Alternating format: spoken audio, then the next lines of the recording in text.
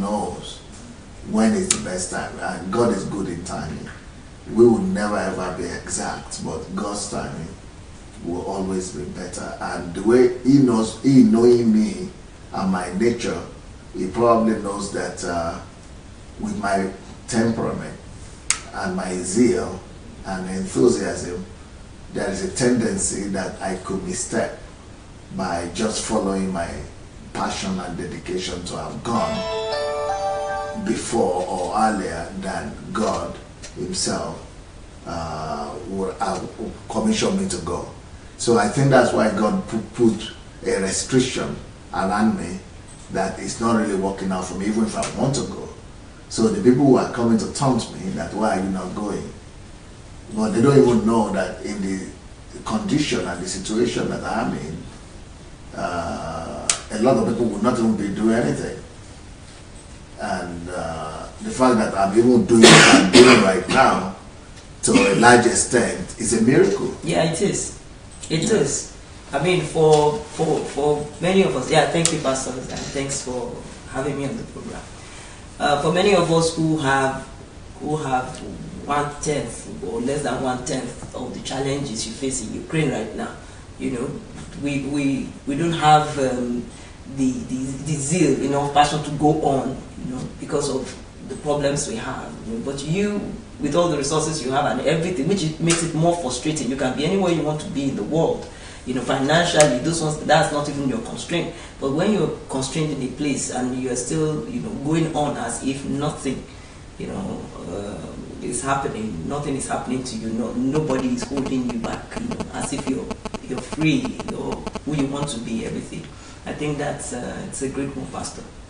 Someone called me 2 days ago from the nation of Bahrain. Do you know Bahrain? I've heard of it. Yeah. One of the countries. If you are going to say you know and you don't know, you are going to run into trouble with me. No, I've heard my daughter say in countries that were something like that. Pakistan, Bahrain is one of them. Am I right? Oh. I've heard her in one of our assignments just saying this, and I heard Bahrain there. Okay.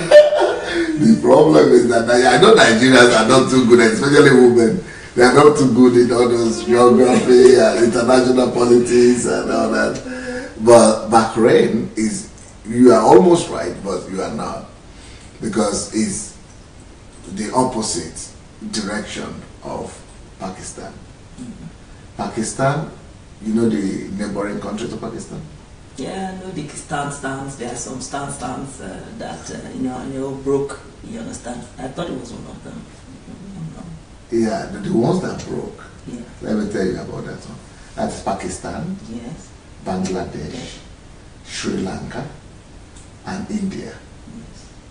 Yeah. Okay. So they are in one block of countries like that. But this Bahrain is also in another block. Now, the one we just spoke about, they are in Asia, in the Central Middle Asia. But this one, there is something they call, what do you call it? Where Middle East. Yes. This is where it's the opposite. So that one is where India is, and you know where India is and where Saudi Arabia is, where Israel is. Yeah. They are totally the opposite, different. So this one is closer to, if you want to use it like that, is near Dubai or Yemen or Qatar, Bahrain, Kuwait, Yeah. Middle Eastern country, closer to Ethiopia Okay. or Egypt, while Pakistan and India are closer to, they're closer to Iran and, very far from, even closer to China. Okay. Yeah, China. Yeah. Okay. So this guy called me from Bahrain. But just for you to, what I'm talking about is that Bahrain is a country that you don't hear about so many times. And I mean, it's a Muslim country. And this guy is calling me from there. He said, he wrote me first. And he was not sure that I was going to reply because he said, I don't know if this letter will ever get to you. You read it, you get to Yeah, your letters. God, it doesn't. I just went on the internet and put Sunday Adelaja and found this email. Yeah. That this is your email. So I'm writing to you, but I'm not sure if it will ever get to you, and if it will ever get to him. If anybody, if they will ever even let him read it, or will he ever reply? And I replied that same day, 5 minutes after I found it. Yeah. And so the guy was so surprised, and he wrote it a day before, maybe it was a different time. So I saw it, immediately I saw it. So he said he woke up in the morning with that dream one day before, and then now he went back to, he wrote the letter and went to sleep. So, but when he was sleeping, he saw another dream about me saying, I got your letter and I've already replied. And he was worried that I would not even get it. So in the dream, he got the second dream. So the first dream was the main message. And this second dream was say, I got your letter and I've replied, check your inbox. So he woke up and went to check his inbox, and lo and alas, the letter was there. So now, what was the whole thing about? He was saying that he saw a dream that this was a mud situation, like a, you know, this kind of muddy flood, there where people, I showed something similar the other day, and this guy doesn't even know. It was a day after I showed that muddy scenario. So it was a muddy flood, and two children were sinking in that mud. You know, the way it sinks, so the flood of mud, but not water, but mud. So these two people were sinking in there, but there are two of them, like children, like they're my children. My wife was standing beside somewhere, but she was standing on the dry ground, and because I was the one who wanted to save them, so there was a solid concrete something wall or something that I jumped into, and I was holding on to the wall to try to bring them up, those children up. But since there were two, there is one of those two children, they were like teenagers. So one of them was like more related to me, like my son. Like there are two of them are like my sons, but one of them is more like my closer to me, like my own blood, somebody so that's closer to me, more my relations. So two people who are my children, but one is closer to me than the other one. So, but the one in front was the one who was not by blood related. So I said, no, wait, let me reach out to the one that is closer to me first, by relation. So I was going to save the other guy. So I was saving the one that is related to me. As I was dragging him first, that one said, but you were leaving me behind, but I was the one in front before now. So he held on to the leg. I get the children part, you know, Ukraine, Nigeria. Yeah, so I got that. He held on to the leg of the one that was trying to rescue and jeopardizing the whole effort, holding everything back. Just talking about what we are talking about, that me being here in Ukraine, people say I don't want to go, but it's Ukraine that is holding me back. She's just telling you the story that this just came. Yes.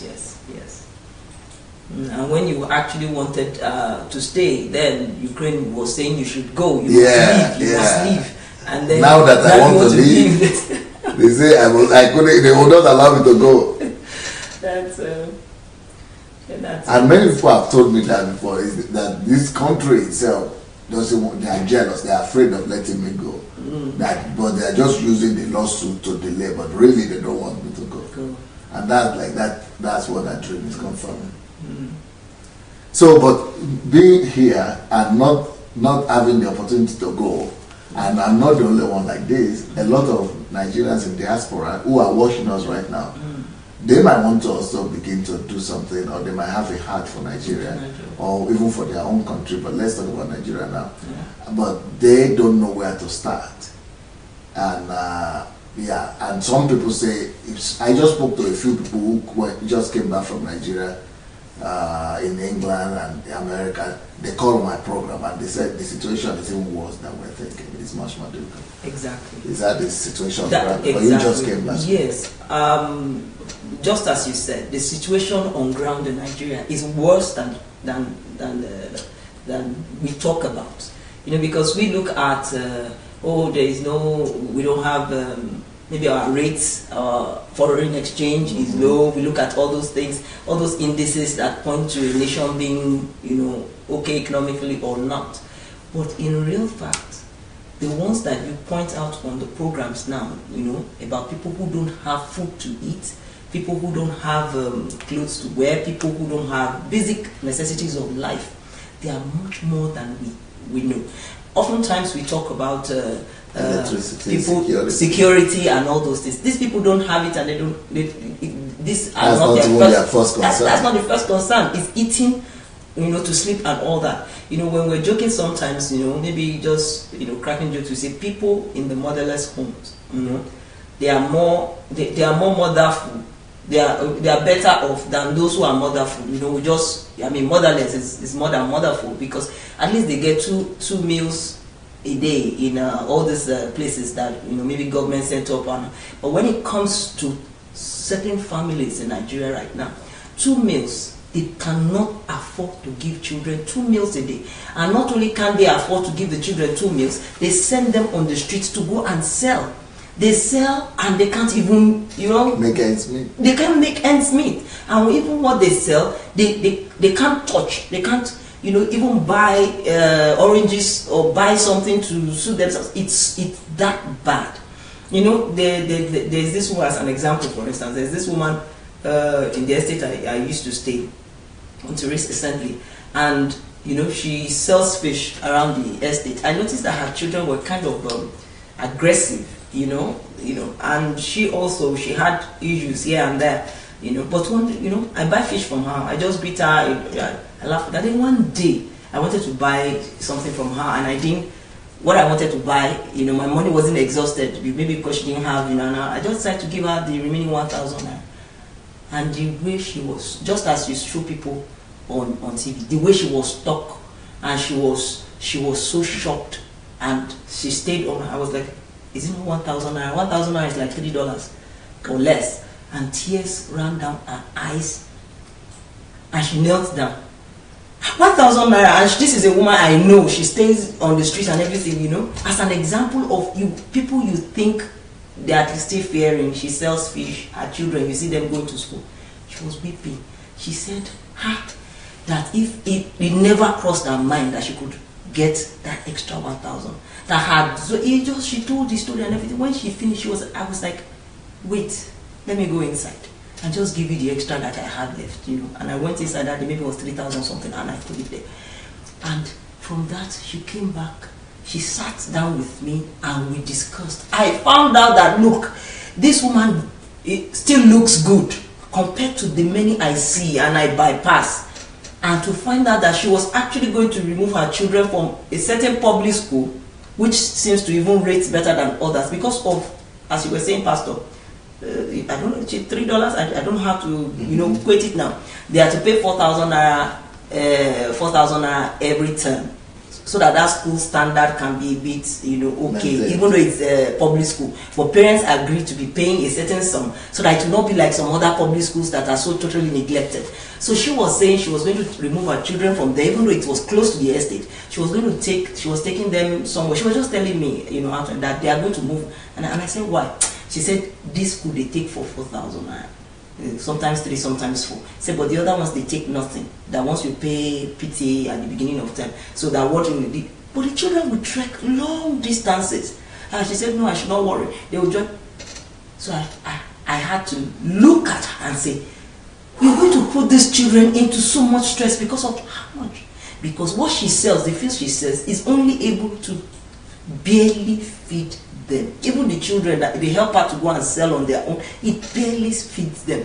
So the problem in Nigeria is like all of us are just working, and we're oftentimes we ignore each other. But those who are working side by side with you, their children go home, they sleep, hungry. They sleep without, they walk around without shoes. I mean, the stories you tell, about yourself not having shoes, as far back as then, there are children even now, 50 years ago, yes, who don't have those shoes to wear. But oftentimes, because we live in fine estates, we don't live where they live.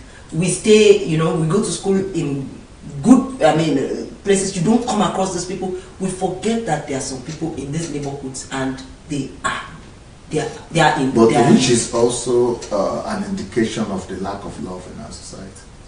Yes, Pastor. Because since we don't even notice them, even though they are the majority in that country. They are.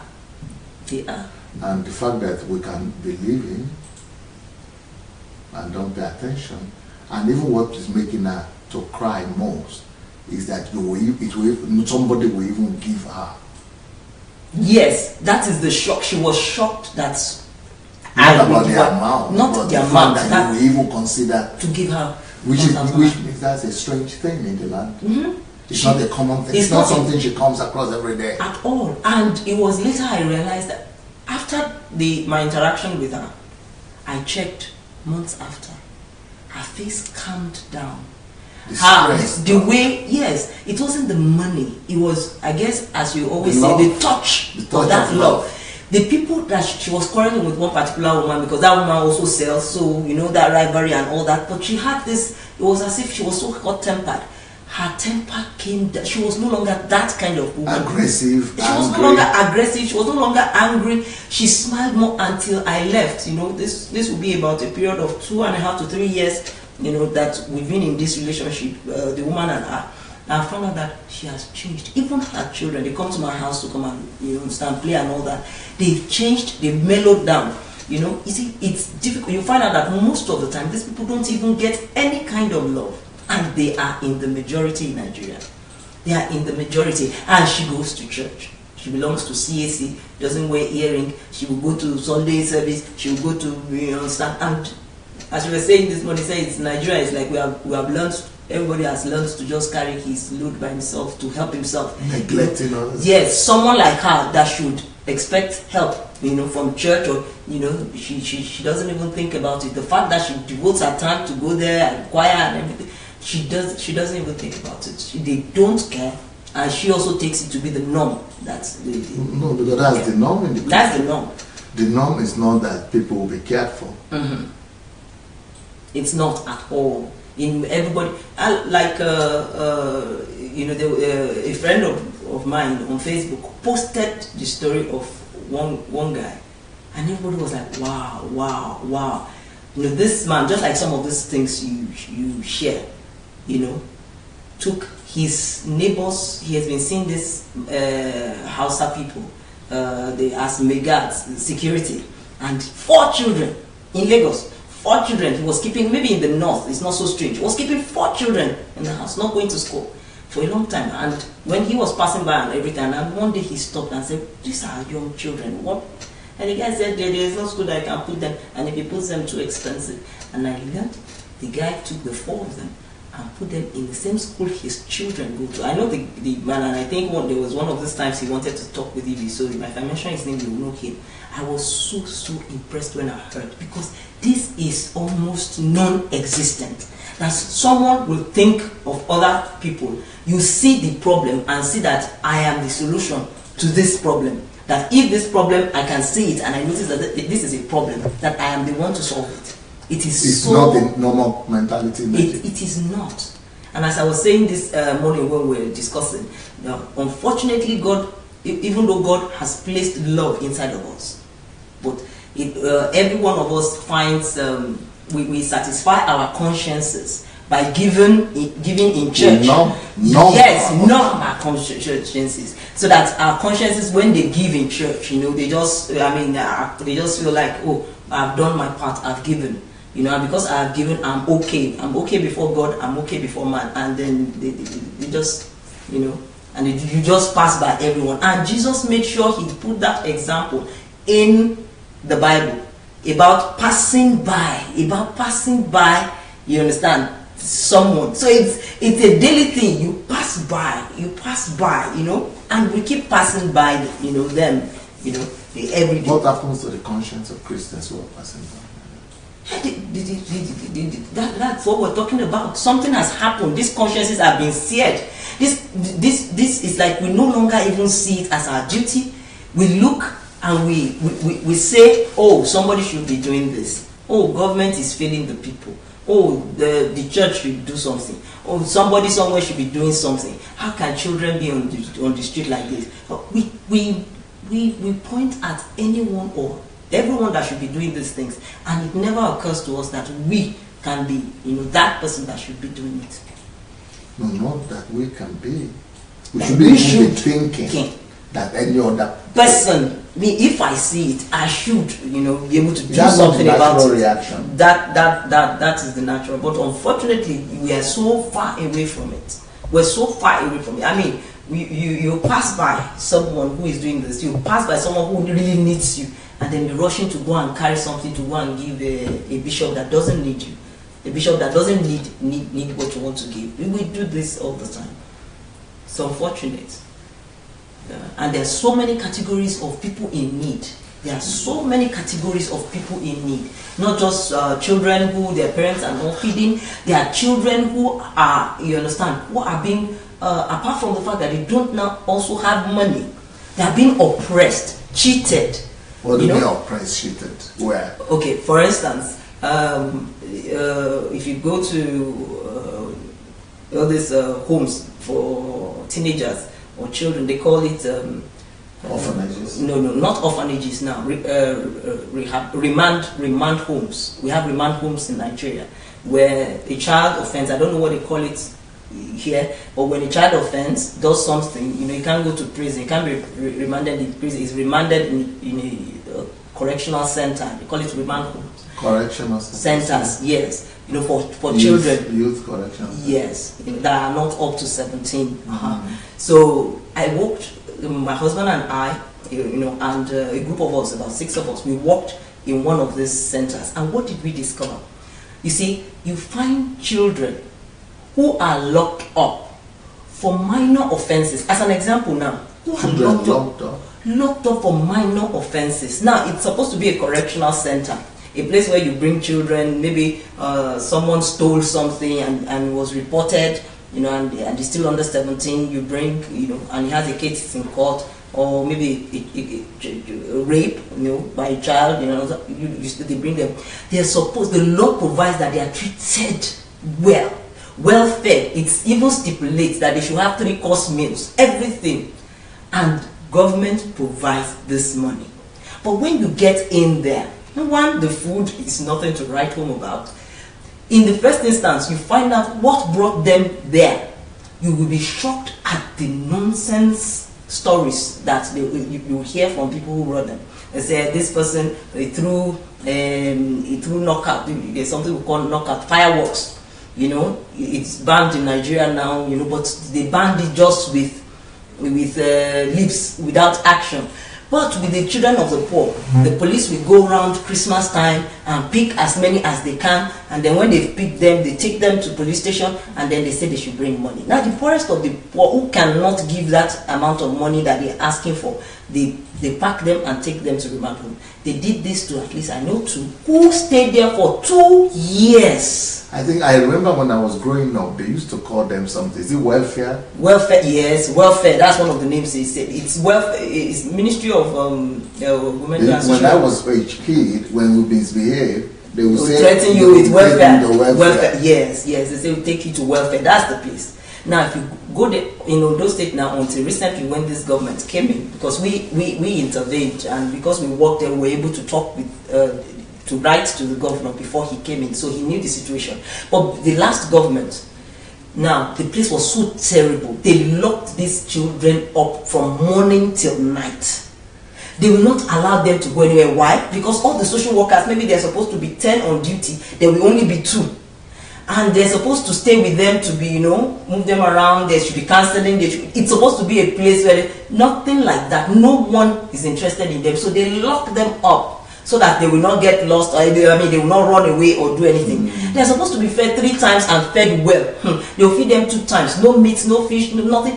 When you look, these are some of the things that, when you look at all the injustices that are happening, you realize that by the time these children get into the system, they are going to hate the system, they are going to hate their country, they are going to hit back, yes. They are going to be so angry, because children are never supposed to be treated like this. Some of them are raped, some of them are, you understand, even while we worked there, shortly after we were sent out of there, because we worked there, shortly after we were sent out of the one in Ondo State, we were told that someone was raped, and we still reported the rape. In that particular place. Who is raping them there? One another? No, not the children. Because they are girls, they are boys. The boys are always locked up. Then they are the girls. They're supposed to lock them in the night, but they leave them to play around. Anyone who chooses.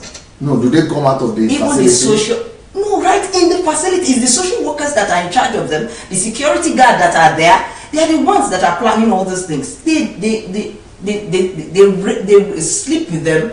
They do things like these children. When you see them, they can't talk in the morning. But I'm just pointing to this as one of the things, that there are many things, many areas in which we can come in. In which we can build support systems to help government, because we say government is not doing it, if I analyze this from the work we did with them, if I analyze all this to you, you will know that this has nothing to do with government. This has to do with you and I being ready to go and help check what is on ground. Pastor, in this government, they started giving food to students, pupils of primary school. Some say there is no need, because they don't understand that there are actually some children that if they eat that one meal, that will be the real meal they've eaten that day. The other thing is to go home and take gari, and their parents are so grateful for it. But the thing is, the only thing we see is once in a while somebody puts a picture on Facebook and says, see the food that was given to these children, see how poor it is, and you find out that can be a pastor there that is talking, maybe a church member that is talking. No one thinks that, at least I know how much these people are supposed to be fed.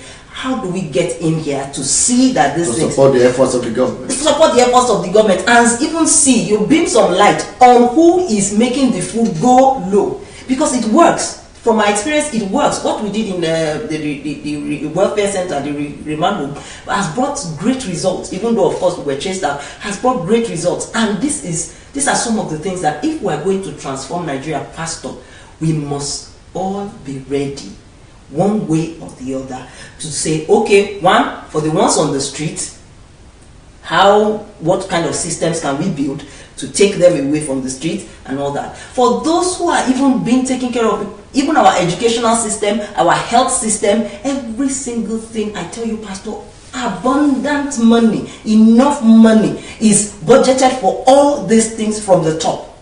So, but before it gets to the bottom, it's squandered somewhere. So how can we, you understand, transform Nigeria? We transform Nigeria by also, joining hands, doing those things you are talking about systematically, to build systems, to support these things, to check these things, or else there's nothing. Even if you have a saint as a president, from now till 10 years time, things won't change. You said there are a lot of numerous other problems. Okay, apart from these children you are talking about, what are the other social or issues that we have in Nigeria? Is it mentally derailed people? Yes. Is it prisons or prisoners? Is it the poor, underprivileged? Are there the street hawkers? What are they? Because a lot of people on our platform here, they are also wondering, what can they support in Nigeria? What are the other needs that you could reach out to, or people like you or your team and your group, you and your husband, and what are the other problems in Nigeria? Somebody might just be led to say, I'm interested in this particular. Okay, as you mentioned, the mentally challenged. The mentally challenged, is something that my husband and I are very interested in you know, helping to alleviate, and we've been doing some work with them. How is the situation like in the... It's so bad in Nigeria, Pastor. Up till now, even on this platform, if you say, confess, tell the truth, what do you think is responsible for mental challenges? Many of them say, many of them, it is, yeah, but many of them will tell you, some of them, they killed, yes, they killed somebody, it is their evil work that caused it. You know, many of them actually think, till today when you see our Yoruba, many people in Nigeria, many Nigerians actually think that if you see someone on the street mentally challenged, you know, it is because he has done one evil somewhere. No. Till today. I don't even connect that one. They believe he's done something. You see, the reason is because, you see, mental challenge brings... But see, I grew up in Nigeria. I can't remember that part. The reason is, they say, Otika, in Yoruba, Wanoka.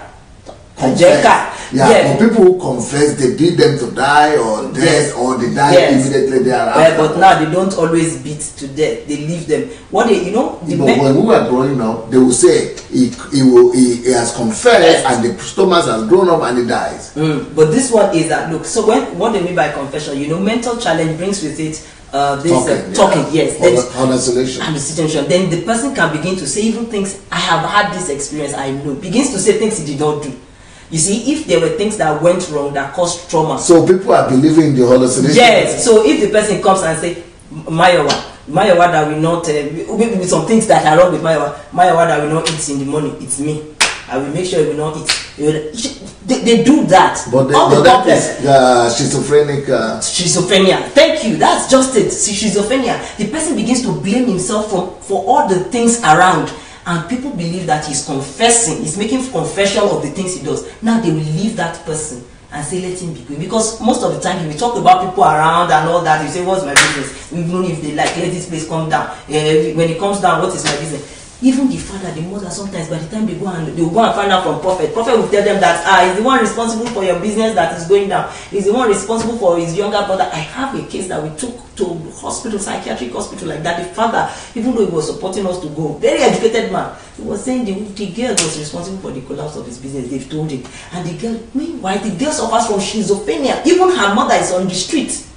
You know, we're suffering the same thing. You know, why street? Why the street? Oh, what happens? How can you say the man is educated and will allow the wife to roam the street? Because they had divorced before then, you know, before she started having the problems. So she came on the street. The girl now, the case was growing up. Then she got somewhere along the line in her university stage. Then she had, then all her siblings were taken abroad to school. Then her father told her. Nervous breakdown. Yes, her father now told her, because you are in part 4, do not go yet. Finish and you will join them. And she said no. But her father was like, no, nothing could be done. You know, they didn't know she had the traits. They didn't know she had it inside of her. That something was, and then she just, you know, from there. She just from then, since about 15 years ago, she has not gotten herself. So she stays at home. But still, she just walks around and, you know, stuff. But the father, you know, everywhere the treatment has caused more problem for her than the problem itself, because now she's anti-drugs. She doesn't want to take drugs, and they've gone to several places and tied her down. And she's such a brilliant girl, and English, everything. She was very everything, but her father, as educated and enlightened, as traveled as he is, thinks that the girl is evil. It is in the spirit world they are controlling her, and so do many people. So why do they end up on the street? One, there are people, because of these beliefs, they will just give up. They say, somebody, a child that is even after my life, a child that is the one that is doing my business, let her go. You just allow your family to go on the street walking and no treatment. And then there are also the other people who they are trying to manage the situation. But the cost of psychiatry in Nigeria, you'll be surprised, Pastor, is shocking. In Ondo State, the former governor that was in Ondo State, Mimiko, did so well by providing free antenatal, free mother and care charge for this thing. People who chose to give birth. But psychiatry is so expensive. You can't even find free bed. There's nothing, even if you're ready to pay for it, you pay for everything. What it costs to even sleep for 1 week is more than minimum wage. So how do you expect poor people to manage? So what happens is, by the time they want to treat this person the normal way, and they can't, they'll take the person to Babalawo. No, but when I used to grow up, they used to have a center for psychiatric treatment. Yes, they still have them. Arrow in Abel. Arrow, yes. Arrow, okay. Yes, still there. They still there. Okay, so they used to say, if in Yoruba, in my culture and in my area where I came from, when anybody had mental situation, they would just send them to that Arrow or somewhere. Yes. But they don't see them as, we don't connect it with witchcraft. They just connect it as somebody has Yahweh. He has lost his mind. So they just, but they don't pay for it. They just abandon them that they are over in that place. There is nowhere now, at least in those states that I know. I don't know the case of Arrow. I doubt if they don't pay. But as of Ondo State now, or any other state that is supporting this thing, there is nothing free for psychiatric patients. Nothing. They pay and pay heavily. And so what happens when they cannot pay? They have, even for those who have the money, it's a challenge, you know, taking care of mentally challenged people. It's a challenge because you have to keep, somebody has to keep watch. Even though they are okay, once they are taking their drugs, they are fine. But somebody has to keep watch that they do not forget. Because when he forgets to take, maybe for 2 days, he may not take again because his mind is not now in a good state to remember to take. So the issue is someone, if someone with mental challenge marries, that ends it, you know, that with a good wife or a good husband that reminds him or her to take the drugs, that is taken care of. But in a situation where he has nobody, or maybe he has grown up in such a way that he's no longer with his parents or maybe are dead or something, nobody that thinks this is my person, nothing must happen to him, he will end up on the street. There should be free treatment somehow. I have stopped blaming government for this. Now, as I'm saying it, I say we must provide free treatment. We Christians. We Christians, we that believe in God and believe we want to transform Nigeria, must provide free treatment for mentally challenged. Not only are we providing free treatment, we must also be able to like counsel, help families to come together after this kind of traumas, because there are people who maybe someone who has 2 wives, and the child of one of the women is the one that has the mental challenge. This can cause rift. They say, oh, she's been trying to do evil. Now that's why that's why the thing now came back to haunt her. That's why her child, maybe she was trying to do evil to somebody, then her child. No, there are so many families that have become, you know, enemies. And then there's some, maybe partner, husband and wife, you know, that because the partner does not understand the problem, you know, and maybe this partner, this wife or husband is always arguing senselessly, you know, they can't understand that the problem of mental challenge is one of that unreasonable arguments, you know, and because there's nobody to tell them that this unreasonable argument is not intentional, it's something that, look, if he's treated, he'll stop arguing. They also keep getting angry till the family will separate. So we need to come in here, because there must be counseling for them. There must be, you know, an effort to bring families who have been torn apart because of a misunderstanding, a lack of understanding of these issues. You know, families who have been torn apart, there is need to bring them together. So, Pastor, there is so much work, you know, you understand, out there, so much work. So it's not just the ones in the streets, like, well, that need help, like people go and give money in the street or something. At all. Actually, those ones who are on the street have become, you know, the one that you just give money. Thank you, Maya. You just hand money over to. Because I'm just thinking, no, what is happening is that you can drink me one. What I want to say is that, how did we address this situation in Ukraine here? Just for people who are watching us. You know, yesterday I spoke about love is action. So if any one of you is there and you are looking for what to do, you know, I spoke about taking our tithe and offering and taking them and just putting them aside and making sure that you are sending your tithe and offering to somewhere, or part of your tithe and offering you are sending to support some people. Let God know that when he was naked, or when he was in the hospital, or when he was hungry, that you are taking care of him. So for you to qualify for that we all need to make it a system. So instead of just using our tithe and offering for church, we could actually have part of it that we are sending to take care of vulnerable people like this. And then if you want to do that and you don't know where to start, that's why we should contact people like IRETI who have a heart, people like her who have a heart for it, and she has a heart for it, and then she is well aware of different problems. Because right now what most people do is that they take food to the street. But apart from the streets, there are a lot of institutions even where a lot of desperate situation that we are hearing about. So what about prisons? Do you have an idea? Thank you, Pastor. Our prisons, we only see pictures, you know. What is pictures? Pictures coming out from there. And the pictures we see, they are, I don't know, what should I use? Horrific. Horrific. These are people that I can imagine if I worked with the children that people come in to see, you know, regularly, and I see how cheated they are, how much deprived of the things that have been provided for them, how deprived they are. You can imagine adults that the whole nation is feeling, well, they deserve it. They put themselves there. You know, they did something wrong. You know, they are outcasts. You know, you can imagine how there is. The issue is they are provided with enough money. Government provides enough money for them to eat 3 square meals, but they don't eat sometimes at all, and they leave them starving. Now, note something, Pastor. Most of the people in our prisons are not even are not the criminals. The criminals. No. They are not the criminals. They are the people detained before sentencing. Sentencing, yes. And on the other hand, the real criminals, when they offend and they are caught, they pay big money. Then police will catch somebody else and use to replace them, and that person is there, can be there for life. And the real criminal is back on the streets. You know, a girl worked with us when we were working with these children at the correctional center.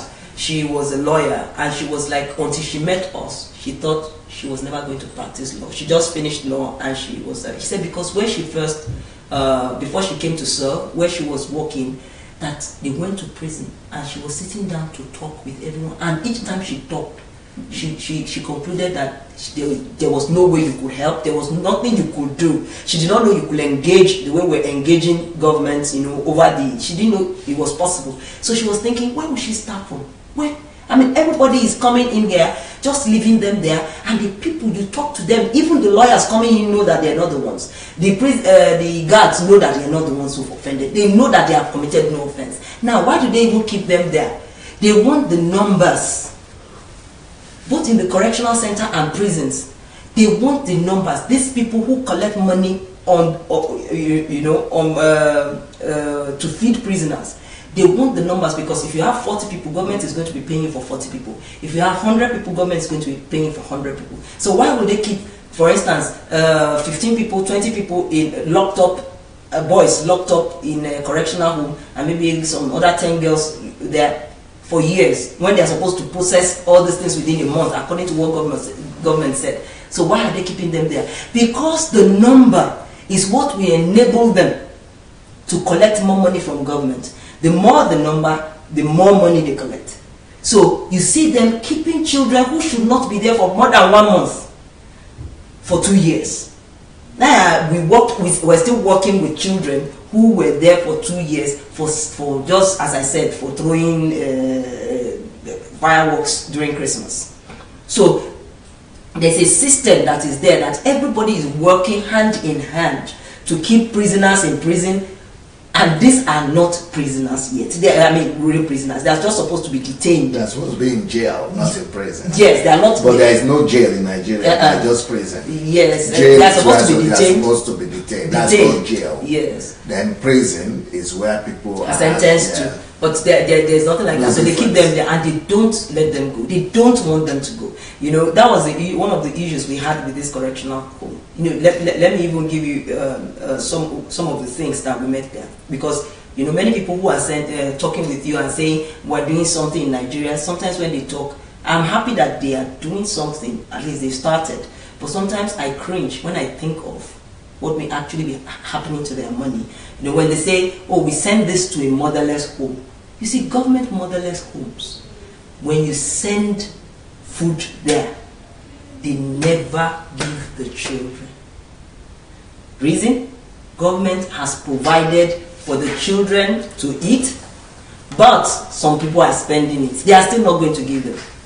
Now, when you send clothes sometimes, because whatever money has been provided for them, they will not give it to them. So clothes, sometimes they see a little of the clothes, but the best of the clothes, they will take home. This happened to us when we started in the correctional home. In the first instance, when we were going, I was in Ukraine here. I came to visit, and my husband, was the one, and the remaining number of people that are in our group were 6 of us. Were the ones that started. And the reason they started, Pastor, was because where we saw one homeless person, one mentally challenged person in front of the office, and my husband took him to this correctional home, because this correctional home also has a facility where they keep children, where they keep mentally challenged. This same correctional home is not supposed to be, but that's where they keep them, so they're just a wall apart. So when they got there, as soon as we dropped this mentally challenged person, my husband was like, okay, we will be coming for the upkeep of this mentally challenged, and we'll see what we can do to help. So he dropped food and dropped some, item, and dropped everything with them and left. As he was going, you understand, he saw them, the person that he gave the things, pack these things to his own house. Pastor, the first time when he came back, he was talking to me. I was in Ukraine here then. I was talking to me. He said, something strange today. We carried this person that I said we saw. We carried him there. Then we dropped stuffs. Then with the things we dropped, this man carried it to his house. I said, maybe that's their method. What do you think it is the matter? The next time, he now went. The 6 of, apart from me, 5 of them, the remaining 5 in our fellowship, now went. When they got there, they carried food, everything. This time around, they packed things, and as they got there, the man was not even ashamed to even say it. He said, please, can you just bring the car to this side? This is the store and the kitchen for the children here. Then he had them drive the car to his house to go and drop all the stuff that were brought. Now, this was what got us thinking. We're like, it's one thing to be spending money in this place. It's another thing to know that the money is doing something. And we later found out that truly this is what they do. And that was why we just systematically, with some wisdom, we applied to come and be helping them more. We told them, let's come in and come and help you more. And that was where we discovered most of their secrets. Because we now came in with them and we're working inside there. We had a nurse, we hired a nurse in the correctional center. They didn't have one. We now found out that the mentally challenged sometimes will be ill. They will leave them and be writing that they wanted money, and then the mentally challenged will die. When he will die, they will call the children. Even some of the children died, according to what we're told. Then they will ask the children to go and bury them, to go and dig graves and bury, to go and bury dead body. Children that came, because of one silly one thing or the other. All those things are not allowed, of course, in the law, but they will do it. So by the time we're there, we're able to find out, and the children, we're able to work with them, even improve their feeding with our own money. We started buying them, stuff and everything. But after that, government took it over and insisted that the money should count. So the money started counting, the food improved and everything. But what you find out is that, look, there are people who are there to sabotage whatever government wants to do. If we want Nigeria to work, apart from the fact that we're going to do our own things outside, we're going to have our own, just as they do in Ukraine here, we're going to have our own organizations, NGOs, all of us. We must be interested, we must do something. Apart from the fact that we're going to have our own, we must also show interest in monitoring the institutions of government. And one of the ways that they listen to you is when you yourself, you are doing something. You see, when they see you're taking care of children, when they see you're taking care of certain people, and they know, they recognize you, and they know you're doing a true job, they are interested in working with you. And for a while, one of the things that used to pain us then was after we helped to do the cases of 2 people like that, and they were discharged, there were these judges that would call us, and say, please, madam, do you handle cases of rape? that we have a girl that we need to be housed, and we didn't have a place to house someone. We didn't have, we're working on it, but we have not been able to get, the finances to have a hostel, to have boys hostel, girls hostel, and all that. Judges will be calling to say, please, can we work together to, these are the judges that care, and all that, and even referred some social workers to us, but we didn't have the system, as I told you. As we are talking about all these things, to somebody who is unprepared, they might all sound overwhelming. That all these problems are too overwhelming. But do you know that not to Pastor Sunday? At all. Yeah, I've been here. I mean, coming to Ukraine to see how it is done here, put paid to my fears. Yeah, from the first time, this is my fifth time. For me, no problem. This is my 5th time in Ukraine. I bring them on. Bring all the problems on. Everybody is out doing one problem or the other. Everyone in the church. That is the goal and that's the strategy. Yes. What do we need to do? So how have we been able to face these kind of challenges in Ukraine?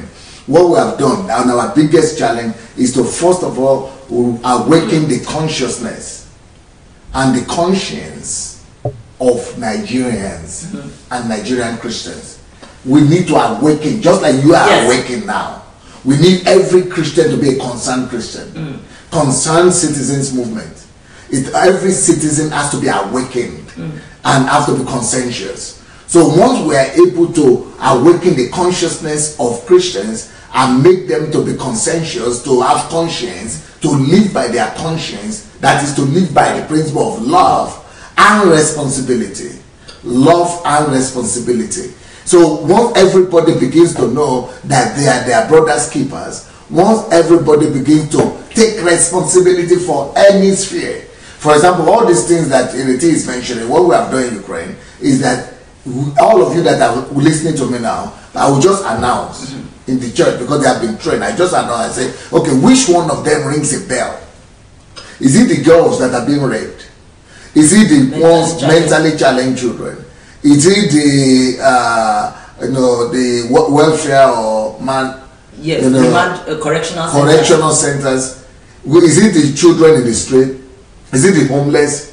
Is it the ones that are out of school? Is it the ones that need to be housed? What are the ones that are closest to you? So you now know that you have some reserves and some of your tithe that you must send somewhere, on a regular basis. So, but in our own case in Ukraine, it's not just sending your money, it's also committing your life to it. To say that is my own ministry. Yes. So once we begin to show example to government like that, government begin to wake up. Yes, I have seen so many of them. So it doesn't matter to me how many problems. Because the more problems they have, the more people we have. Yes. So as long as we have people, Christians, who are in the millions in Nigeria, if we can awaken them, they will be adopting every problem.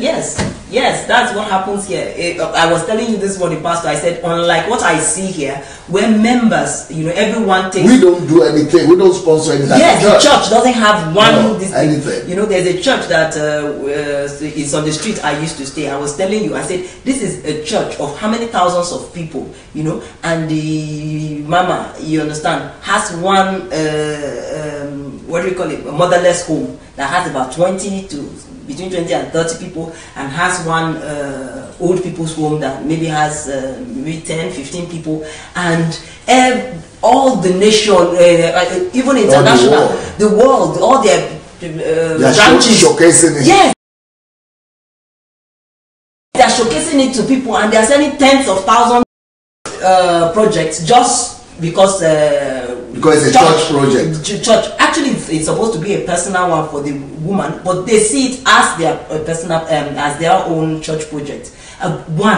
When I see bigger things here, by individual, when someone will have branches of something all over Ukraine, taking care of one problem or the other, name it, even problems that have not been named, one person will just have the burden and name it. Yeah, that's it. The first time I came here, I was telling someone, I said, look, it's not about the brave and the courageous only. I even saw the ones that look timid. Yes, doing their work. doing their work. You know, when the war between Ukraine and Russia happened, you know, when I came, that was about 3 years ago. Yes. You know, and we're taken to this woman that was just starting. Yeah. You know, and she gathered that song where there was piano and they were singing, or they were coming. It was registering just to know who was displaced people. You know, and they were not treated like internally displaced. They were in this cool place, and it was just taking list of their names and everything, as if she was government. After doing that, she will now connect. So what do we do? How do we get you to stay somewhere and all that, and make sure they stay somewhere? Now, after housing them, we now went to the house where they were housed. Look, ordinary people, housed displaced people, and the kids were so happy jumping in houses that my house is not as fine as that place. To be frank, the house I live in Nigeria, it's not as far as that neat place that he provided. Everything, you know, neat, beautiful, and the children were happy. I said, look, can you imagine this is a child that is displaced? And the only thing the child would know at that time was that she left somewhere to come somewhere. She found a home. Ready, people were ready here, waiting for, you understand, that flood of people who will come because of the war. But in Nigeria, the problem will be warning. You know, we will see the signals that this problem is coming. We will wait for it. Then the problem will meet us. We will still be looking at it. Then the problem will be overwhelming us, and we will still be looking at it. So when I talk of problems, that there are many problems, I am not even feeling like, oh, there are so many problems. So, you know, because I have seen it practiced here. Everybody has the formula. Yeah, the formula. Very simple. Everybody just speak yours. That's the problem. Yeah, everybody, yes. Just speak yours. There's something that bothers you. Then what can we do about it? Sit and organize. Since love is action, like I spoke about last night. Yes. Love is action. Yes. So how are you going to demonstrate your own love? That's just how am I going to demonstrate my love? And your heart will respond to one need or the other. Or the other. And then follow it up with action. Yes. If you are not able to go, that shouldn't mean you should excuse yourself forever. But there are times that you're not able to send your money. Send your money to people who are working that day. And then make sure you follow up the money. I heard a woman say something. It sounded very good. That was it yesterday or day before yesterday? It sounded very good. He said some children needed to go to school, and so one woman was the one who connected her and all that. And when they wanted to send her evidence of the money having paid, she said, no, don't even worry. You understand? That's showing that she trusted the person. I said, well, good. If the person was found on this, probably she did the right thing. Good. But that should never be the standard. When you send your money, we must not make the same mistake we've made with churches. When you send your money anywhere, follow it up. Not because it's my money, so I want to. Follow it up so that even the person that you're giving the money to will sit up. Because when you sit down and you send the money, you know, they say absolute power corrupts absolutely. And when the person has absolute power over the money too, and no accountability, nothing. Sometimes his own pressures may make him to be diverting the money. Follow your money up. It is our responsibility. It is how we are good stewards of money. So there is so much to do. If it's money you need to send, then also get involved and be looking at, okay, so what are we going to do? Who are the people that are in the home now? And what, you know, let's get involved.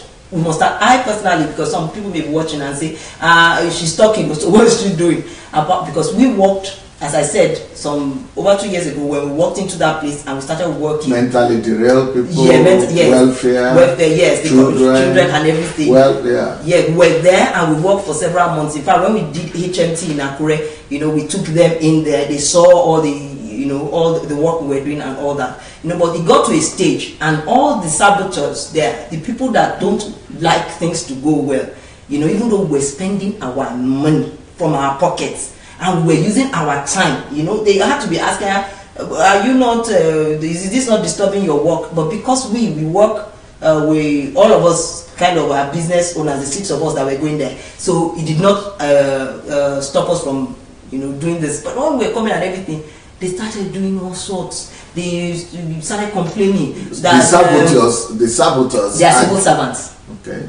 They are civil servants. Starting from the head of the home, the social welfare, this thing. Because what happened is that the moment we gauged what it is that they are supposed to eat, how much it ought to cost to eat, and all that, we sent it to the permanent secretary. And when the permanent secretary saw that this is what it should cost for them to eat well. At first, we were providing meat and egg on their food. When we got there, we did that for maybe about 1 month. Then the permanent secretary called us. He was impressed. He said, okay, you are treating these children well, but help me write down what will it cost me to actually feed them very well. He wanted to use us to verify. So we now wrote what it will cost to have that good food and everything. When she saw it, she said, but we spend more than this. We spend much more than this. Ah! So she now wrote. So the government has the money, and the government. So maybe we should even put a lot of effort in setting up monitoring system. That is very needed, Pastor. Monitoring system. Just like they have the Amnesty International, yes. there's civil societies, yes. and yes. control yes. systems. It is needed, and sincere ones, because Pastor, NGOs are in 2 forms in Nigeria. This is one of the traps I said we should watch out for. Okay. There are some NGOs that when they start, they just open an office in one big city, and then they begin to take money pictures from internet. Yes, they can even go on the street and take some pictures that they are not really doing any work, and they take money. You know, so if you connect with someone online, you have to be careful, because it may just be someone who is not doing anything but is just sending you pictures. But the real people who want to do this kind of thing we're talking about, there are people like you and I on this platform. Is there any way to leave your name and your Facebook so that people could contact you on Facebook? What's your Facebook name, so that people could get in touch with you? Okay, IRETI Ojekhoa. So that's the full. Yes, that's on Facebook. IRETI. Because any one of you might want to do something in Nigeria, and you might want to care for some people. IRETI might be able to help you and direct you, or give you advice, or counsel you, or even represent your interest in Nigeria and whatever you want to do. So you know what, we are going to put IRETI's name or Facebook identity out there, so that you will be able to get in touch with her. For now, you only be able to get in touch with me through Facebook, because my line will not be on. Yeah, you'll be traveling. Yeah, I'll be traveling too.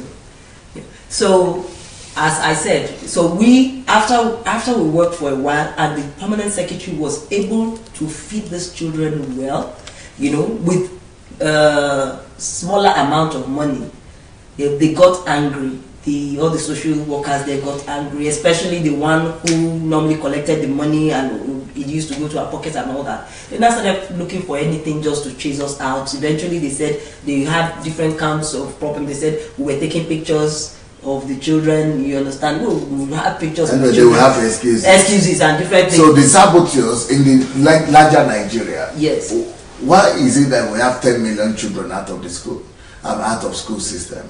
Is it also that, could it be possible that, because they said we have universal free education, yes, yet we have 10 million children, is it because of the saboteurs as well?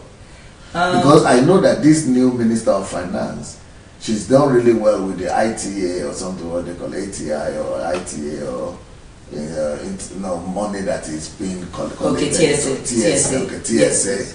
And then with a lot of control to see who are getting salary twice and who are civil servants and that are not there, dead people. She's really done she's doing a lot of good job in that area. Yes. But besides, do we really have universal free education? We don't. Yes, we have. It's just that the education we have that no is totally enforcement. free. It's totally free. It's not good education. It's not. It's no longer standard education. You know, it's so poor, and that's also because we are not looking into these areas. You know, people chop even chop. What about if a social? For example, one of the strategies that I have to resolve this question in Nigeria is that I want to start a campaign. Maybe not now. Maybe somebody could even start before I get there. Of social organizations and civil societies that will put pressure on the government, just like now the youth put pressure on the government and say, they call it something, youth must rule or something like that. Okay, not too young. Not too young to rule.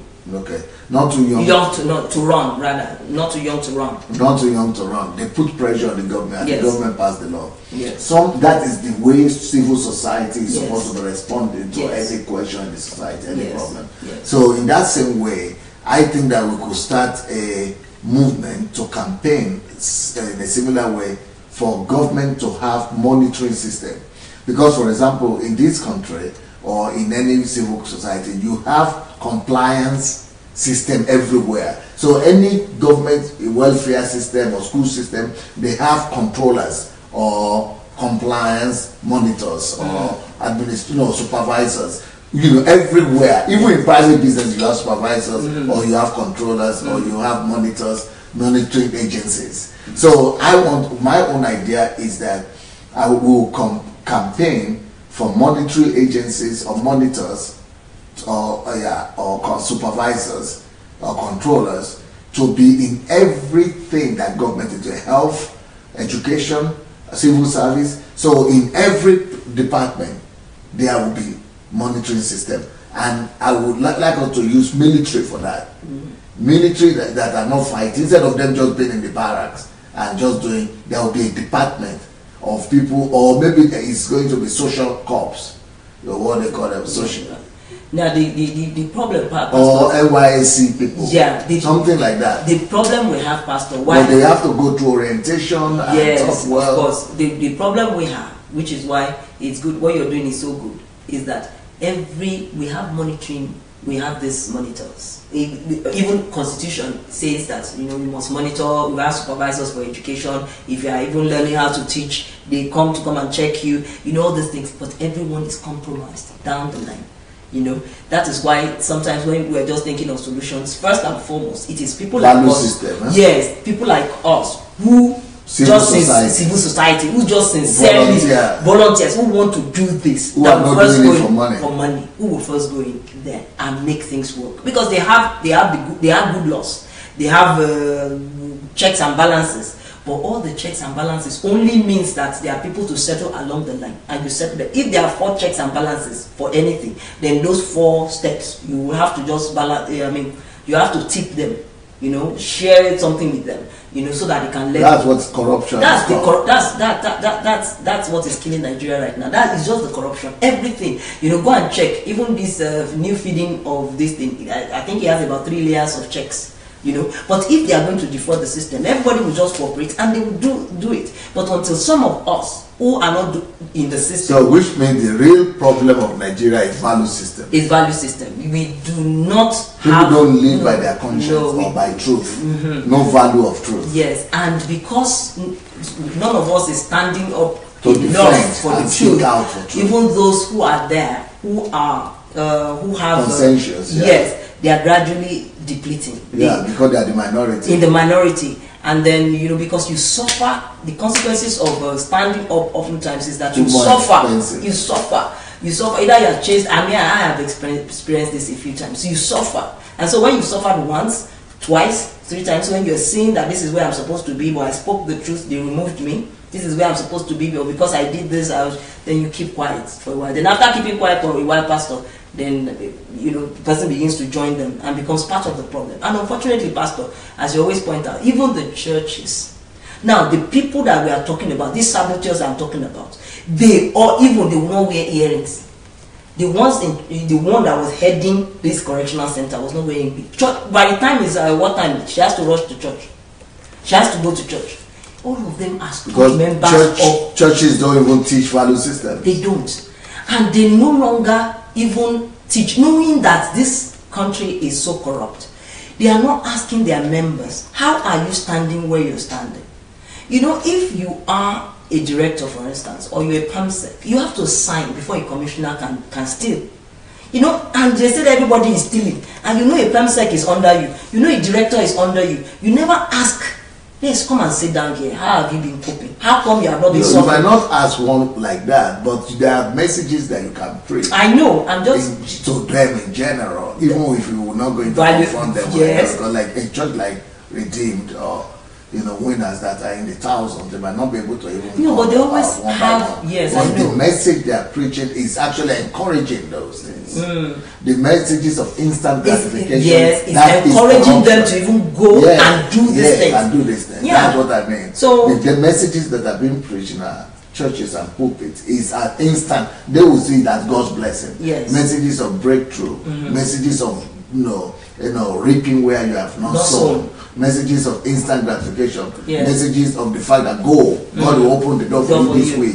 It's something, instead of preaching the direct opposite. It's me. They are me driven. The church is pushing everybody to go get something and come and show your gratitude to God. So at the end of the day, you see someone who is in church and part of church, is a deaconess, is a pastor, and this person is responsible for debts without considering the fact that look, my actions or inactions is what is causing the deaths of people. This person is responsible of the country. Yeah, of the whole country. Education, you're in charge of children and they're supposed to have quality education, but the money that is supposed to be given for research, for them to have computer, for them to have this and that, you and some other people have shared it. And so the children don't have this quality education, and you're not thinking that the result is that these people who are not getting good education right now, you're sending them to the society, that the consequences are grave. So it's unfortunate that the church, that should be the one that is checking some of these things, they are not checking them. Not only are they not teaching people to go out and be responsible, they are actually sending people out to be irresponsible. To go out and just go out and go and hustle and get it. Like everybody is getting it. Just be church driven, be self-driven, be money driven, be whatever. Just be driven, to fill your pockets. And the problems are so many, and the church won't do it, and the church won't let the people under them to do it. Is it possible to partner with government or to work with government as social organizations, as NGOs, and things like that? Or how do you see that? Yes, it is very possible to work with government. You see, what I've discovered is that their bureaucracy, it may take long for you to get through. But as I said, if you're doing something already, if you're making a mark, even people can be impressed with very little. If you are taking care of certain number of people, and all that, it's enough to command their respect, And then when you approach them and you say you want to be of help, even though they are not used to it, they are not used to people come and be of help without asking for something, because they all the time they have been trying to even be of help. You find someone saying, okay, let's come down to it. Is it a contract you are asking for now? And I'm wondering, I've been talking since, you didn't get the fact that I'm telling you that I'm just a volunteer, So most of them are not used to it. So when they see someone who truly cares and is ready to spend his or her money, is not asking for something from government, which is what everybody is doing, always asking for. You understand? They are willing to help. The thing is, you will have to go higher up, though. If you go and start with maybe the person who is in charge, who is the one that is the last in the ladder, the one who gets the money directly to feed to the people or to give to that system, you've probably made a mistake.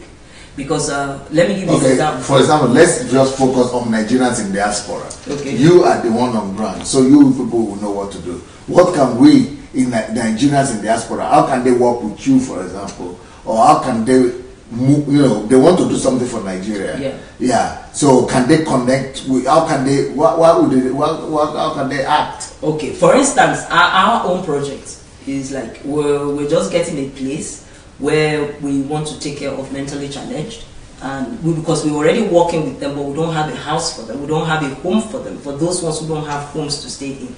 And we also want to work with children, especially the ones that have come out of a correctional center and all that, who have been abused somehow, and they need these things. So to be honest, Pastor, one of the things that has been delaying, even though we found this facility, and the person also happens to be a Christian who also is interested, he bought the place even for this kind of thing. For example, yesterday there are people who are asking, calling and saying, we also want to help, we need people, we need to be connected with people who are doing something in Nigeria, or who are trustworthy, who are already doing these things. How can we find them? So can they address you, or can they? Yes, of course. I can be of help in helping you to know what to do. On the other hand, if anyone, like maybe one or two people, would like to partner with us on mentally challenged and on people who have been displaced. I mean, not internally displaced people. I'm talking of people who have suffered one way or the other, and they are trying to like get back into the society. That would be a great help, because one, we've gotten this big facility that the person says, okay, we don't need to pay for the next few years, but it needs a lot of renovation. And then once we've renovated, you understand, and we already have these kids, they are there, they are hanging there. We know where they live is not conducive for them. Where they live is abusing them the more. These people are undergoing things that they shouldn't undergo as children, or mentally challenged are on the streets when they shouldn't be on the street, because their cases are just, you understand, a case of schizophrenia, a case of something that can be solved. If someone like, if our own group can find like maybe one or two partners, we will be very grateful. I mean, we work together, to see how to make this happen. But on the other hand, feedback and everything, you understand, it would be such a relief, because we'll have gone much faster than this, if there was funds. We'll have gone much faster than this. I am someone that is looking at the possibility of not just doing in one state. We can actually have this kind of place I'm thinking of in every state of Nigeria. Because in every state, you have people who need a home for maybe 1 year while you're teaching them and getting them rescued from the situation that they found themselves. At the same time, people who need a reorientation, who need, I see such homes here in Ukraine that people have for people, there's the Fatherhood Center. Yes. Fatherhood Center, where people come and you see great transformation, after stay. But oftentimes, when you're not able to house people, to take them away from what it is that is, keeping them in their prevailing environment. Their prevailing environment. If you don't take them away from it, at least for a while, what happens is they come to you, they hear what you say, they believe it, they go back into what it is that keeps dragging them back to what problems they have. And then the mentally challenged, we are saying that, look, we have the kind of number we can get from them. Just as here you use alcoholics, this way where you drug addicts and alcoholics with, the main force, people that, these are people that they are, you see, when people have such challenges, they've left everything. You don't need to preach to them that don't let the world hold you, don't be so driven.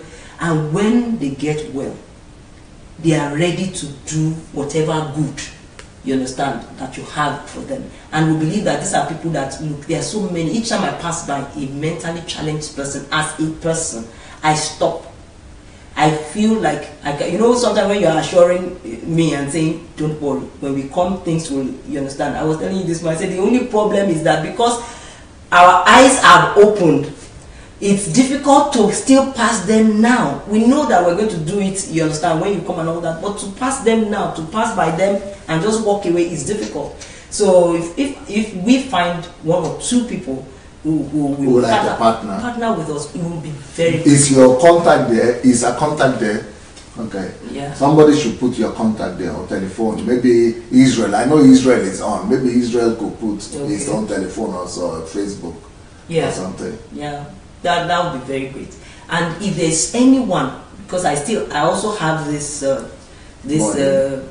burden for people to realize their burdens too. So if there's anyone also who has something he wants to do, but please contact me, because maybe you have someone on ground, or they have other areas that they have burdens for, and you could recommend them to different people, or you have someone and you want to work with the person and you are working on it, but you want counsel, or you want me to help you look into it, to help monitor to see that this is real and this is what is feedback and all that. I can also help with that. I'll be very glad to do that. So these are some of the things. Anything you want, if you think there's a way I can help you to check, although of course it may be expensive to go from far, if it's a very far distance. Many people would not even like to, like they do in the church, they would not like to go be traveling. It's better to have somebody on ground. Yes. So if you have someone here and you want to work with the person and you want someone to help you look into it, yes, I will also I will respond and be willing. Yeah, be willing to help look into that. So our time is going down, because we need to, in 30 minutes time, we need to do another live broadcast. So what excites you about coming to Ukraine? Because you only came for 5 days this time. No, for 1 week. For 1 week. Yeah. Or 10 days. It's 10. Okay, minus the traveling, maybe it's the 9 days. Yeah. So like a week. Yeah. So what is it about coming to Ukraine? What does that do to you? This is the just for people who are watching. Yeah, this is the 5th time I'm coming, you know, and I still have plans to come after now. You see, when you touch a place, touch, and just not just a place, you touch Pastor Sunday and the works here, you get reminded, you get re-energized. You understand that you are not crazy for wanting to do things in a particular way, that there are actually people who wake up every day and all they think about is how to solve their national problems, how to transform their nations. That you are trying to say that you can see a model of what we need to do in Nigeria. Yes, that here you see fire, you see everybody going. It's not about children. They are not thinking. It's not about the child they have or the children, their husband, pregnancy. These are not the discussions. Marriage or no marriage. I was telling somebody, everybody in my house, the young ladies, all of them, they are almost not married, and maybe one person that I know who's not a virgin. All of them are virgins. Yes. 30 something, 40 something, even men. Yes. Like Alex, before, or virgin, even men and women virgins. And they are not thinking about marriage with Maury tonight, or children, or something like that. They are all busy doing, and in the churches, thousands like that. And this is a place where when you even see singles, you know, I've been coming for 3 years. When you see singles, you don't get into conversation with you, and they are saying, you see this problem. Pray for me. God, where we go, we solve this problem. I have the cause, generational cause. That is only this problem, because it's only this problem. In the churches, it's like once even if the person is not talking about it, it's like you are already looking at the person and thinking that this is the only problem that is left for this person. Doesn't have a husband. Everybody here is about resolving the one problem or the other. Nobody is talking about that, and so you are not married. So what? You know, nobody even talks. There is no discussion even. There is something that's more serious. Yes, there's something more than that is driving everybody. When you see someone who is not married, or someone who doesn't have children, and by the time you say these are the products of my life, I have 3 children. You will even regret it. You now see the products of that person's life, then you don't know that no. You have not lived at all. That the 3 children you have, or how many children you have, these are just something no any animal. Any animal can have children, you know. But someone is telling you that, okay, this is what I do. It's just like that. I just hear that, no, I'm raising professors because it's easy for me to, because this is how I reach my world. I help people to pass their PhD, and I do this and that. You see another person saying, okay, this is. Do you know Galina, what she does? Yes. Yeah, I've been in one of her teaching. Okay. She took us to some professors there. Yeah. Insufficient. Went to talk to them, and it's not. That is Olena. Okay. What about Galina? Okay, no, the other one that you don't know what she does, the games.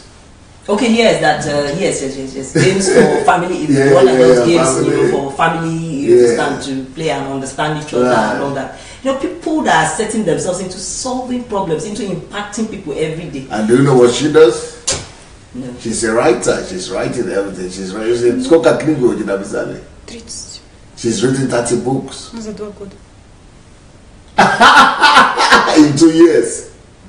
And then the other thing, you now also see they don't even acclaim to themselves anything. Then you now carelessly just see people who are wealthy. No, Pastor, that was one of the things I saw when I came. Yeah. Young, you know, who are well to do, but you never know. They're just there, and I just look simple. You know, sometimes when I see maybe the quality of what the person is wearing, you would think just casually like that. No, I'll think this must be quite expensive.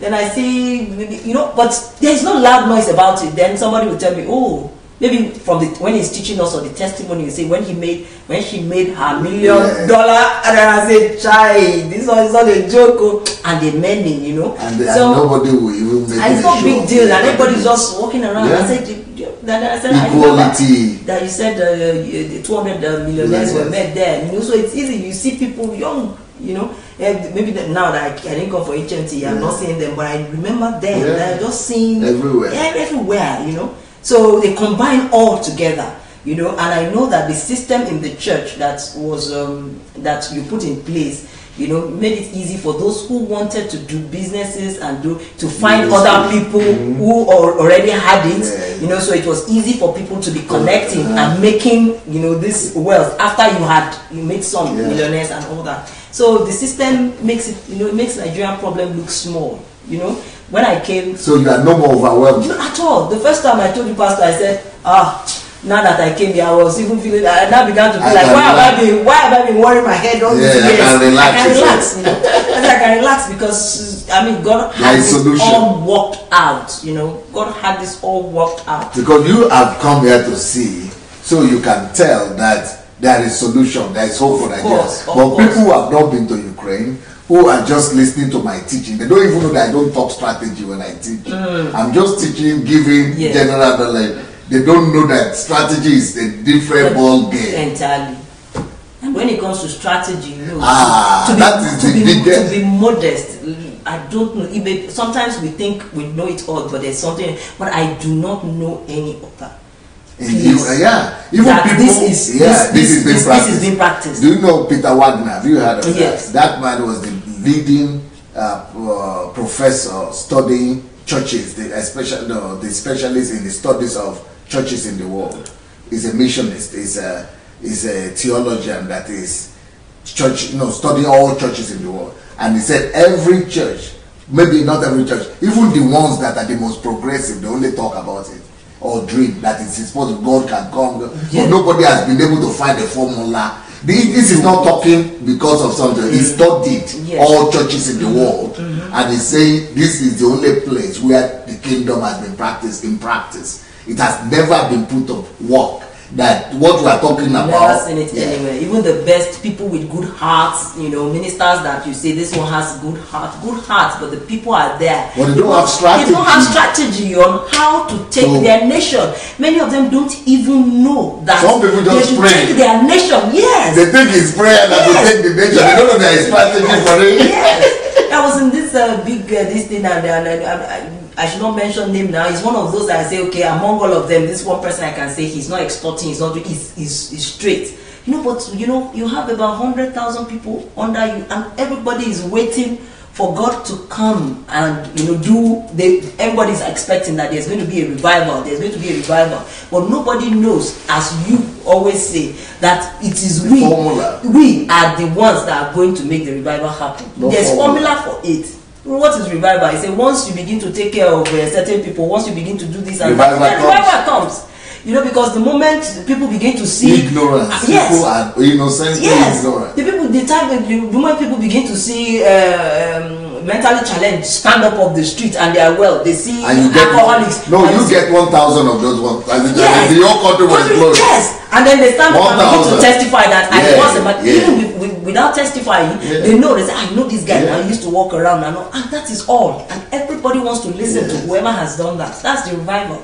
So you know, most people do not know, and those who know don't have the willpower to make it happen. You know, so by God's grace, you know, I thank God for what is happening. I thank God for you. The only thing is, we are definitely too ready to have you, Pastor. Right now, I'm just all I keep saying to God is, we are going to be doing what we need to do, but it is time to just let this man come. We all have good we need to remove that hand right now and let this man go, because it's not a joke. You see, many of us, even on this platform, that have become so eager to do, it's not everybody that is able to start without someone holding their hand without a leader. You know, if you were not in the center saying, okay, what's in your heart? Then go and start. What's in your heart? Go and do it. If you were not there, even after you had taught and done everything, nobody was there. Yes, it will, maybe eventually one or two will do, but it could never have been like this. But you were there, and as they were saying, this is what is in my heart. Then go do it. What do you need? Okay, this is how you do it. You were giving them the strategies. You were at the center there, and before you know it, you have 300 NGOs in the church. You know, you addressing different things all over the nation. You know, so I pray it every day, and I know that God You understand? He's in the business of making this thing we've all prayed for to come to pass now, so that Nigeria can. So Ukraine to you is like coming to a place where you can breathe a breath of fresh air. Yes. And see solution. Yes. See that there is an answer. Yes. That is a solution. Yes. And it is not totally hopeless. That things, yes, that we definitely that is not hopeless. And also the fact that you are my mentor. You call me your friend and your colleague. I didn't want to interrupt you. Yes, you call me those things, but first and foremost, I am your mentee. You know, before I met you, I used to be a rebel. I never really, you know, was submissive to anyone, so to say. Like I was in church, I'll be in church, but I never did. You know, but when I came here, and I remember that first time, it was like I was still my normal self. I have come with, I plan to come, and I've come, and I'm here. You know, but I was still checking myself and resisting. I'm feeling like I have not come this far all my life to give my freedom away to somebody. You know, I like what you do, and I've read about it, and I like everything, but I know I must stick. You understand? And I was sitting down. You know, you were here, and I was sitting down in front of you there. And I just broke down, and I was crying. I didn't know why. Right. You remember that I was crying and everybody was offering. And no, you were not saying anything that made me cry. You kept on doing what you were doing. You were writing an article. It was you. Before then, I was laughing. I was still laughing. Then the next thing, the tears were flowing, and I was trying to get what is the tear about? It had nothing to do with what you were saying, and it was like, you understand. I heard it very clearly. It was like. So, I mean, I had judged from now, everyone that God had presented to me was not good enough. I mean, they had their flaws. It was not the answer. It was not the answer, yes, you understand. It doesn't matter what fault they have, but if they had the answer, you recognize it. Yes. So, up till now, I resisted. I would be under them and respect them physically, but deep down, I would not. Yeah. So, but here I was, and I was sitting in front, and the statement was like the Lord was asking me, and so, He has presented me yet another. What is this one not good enough? I remember I told you now. So is this not good enough for you? It was and that's the first time God had never condemned me. Let me not use word condemn. He had never even questioned my not submitting. You understand? Then, but it was as if all my lack of submission. Then he was now asking me that, am I saying this one is not good enough? And I wept and wept. And I decided, because later, how many days later, Pastor, you were looking at me and said, IRETI, what has changed? Changing you. What has changed? You're no longer the. You are no longer the arguing and the fighting and all that. You know, and all that. So, and since then, you know, so when I come, you know, apart from the fact that I relax, okay, I leave the sun and come and chill, you know, and you treat me very fine, you know, I'm served food and I'm treated so good. Apart from all that is the fact that I come to be with you. And then when I come to be with you, you know, even if it's 5 minutes, 10 minutes, you understand, and we talk, I know that no matter what, that's what I've invested into getting that 5 minutes, you know, it's been worth it, yes. Please, I want you people to connect with IRETI. She's up and down from Akure, well, yes. From Akure, and both in Akure and in Abuja. So she's based like in Abuja and Akure. So she's between those two states and all over Nigeria. And then she could connect you with all their team members that they are working with, and she might be able to help you to resolve other issues in Nigeria. So, IRETI, it has been a nice conversation. Thank you very much. Thank you so much. We will see all of you in 15 minutes. Yeah, we are coming back live in the next 15 minutes. We just came back from church. Yes, and he goes, yes, we just came back. It's a long day. You're rested, Pastor. It's you that I always wonder where you get your strength from. It's amazing. Because now you were there, you were teaching, you spent hours, then you're through with this, and you get on the next one, and the phone calls will be going on and all, even after you finish teaching and you'll be there. Pastor, more grace you. So you are leaving to Africa tomorrow? Tomorrow morning, first thing. Tomorrow morning. So you need to go and get your rest. You need to go and get some sleep. Yes. First thing early in the morning, she's jetting back to Nigeria. So thank you. It's been nice to have you. Oh, bless you. Pastor. Thank you.